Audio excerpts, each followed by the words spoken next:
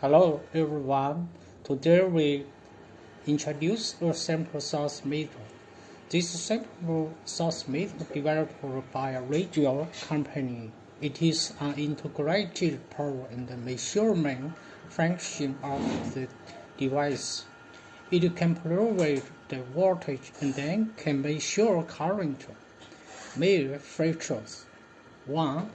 It's a portable. It's a small in size. Okay, little in weight and then easy to carry. 2. Linear power supply, low voltage. 3.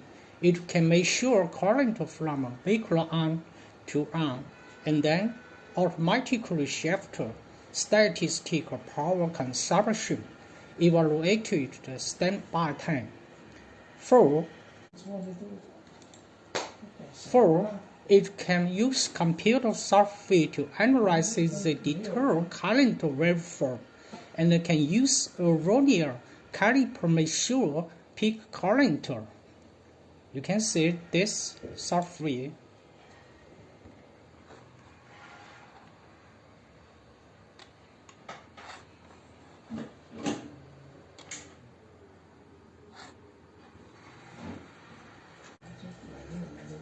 Okay, that is all for today.